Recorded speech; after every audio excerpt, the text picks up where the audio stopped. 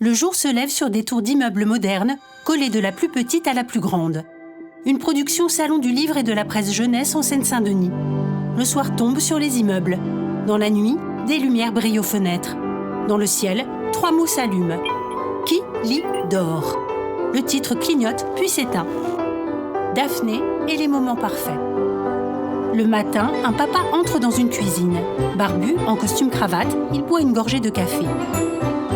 Il regarde sa montre et attrape vite son portable. À la table du petit déjeuner, il lit ses messages d'un air très sérieux.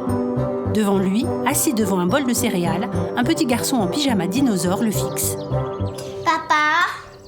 Qu'est-ce qu'il y a, mon grand? Tu manges pas? Non, je veux que tu me lises une histoire. Ah non, je suis désolé, ce matin, j'ai vraiment pas le temps. S'il te plaît. Non, mais j'ai un rendez-vous très important, là. Le petit garçon montre un livre au papa. Si tu me lis ça, après, je mange. Bon, d'accord. Mais c'est la dernière fois, ok? Le papa prend le livre. Le petit garçon sort. Non, et on fait un truc simple. Des veilleuses éclairent une petite tente dans une chambre sombre. En dessous, le papa agite une maracasse. Le petit garçon lui dessine des traits noirs sur le front. Bon, c'est bon? Oui. Le papa pose la maracasse et prend le livre. Le petit garçon s'installe sur ses genoux. Attaché sur son front, une lampe éclaire le livre. Aujourd'hui, Daphné est tombée. Dans le jardin, alors qu'elle court à toute vitesse pour aller plus vite que la lumière, Daphné se prend les pieds dans les racines d'un arbre noueux et tentaculaire. La tête la première dans les graviers. Le petit garçon se lève. Même, ça saigne un peu. Daphné se retrouve avec une égratignure bien moche au milieu du front. Comme elle crie, crie, crie. Oncle Bono, qui doit veiller à ce que rien n'arrive à Daphné cet après-midi, se précipite. Il relève l'enfant, constate les corniflures et soupire. Il traverse une forêt de lianes jusqu'au papa, allongé par terre. Daphné ne prend pas du tout l'histoire. À la rigolade! Il le traîne à la salle de bain et met un casque de pompier. D'abord, il faut déposer autour d'elle tous ses amis, sinon jamais les larmes ne sécheront. Il tend au papa un tas de peluches.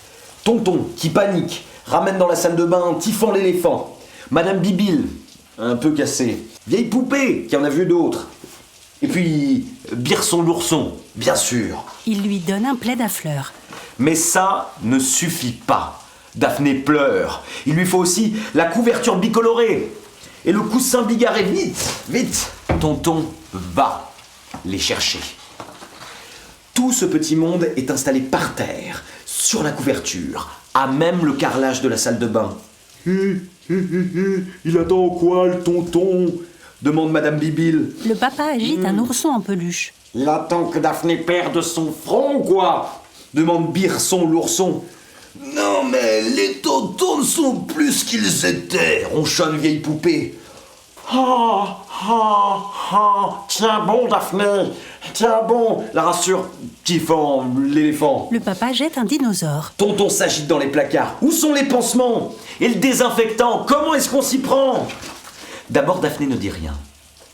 Mais quand Tonton pose un petit pansement sur son front, elle dit non! Ça n'est pas assez!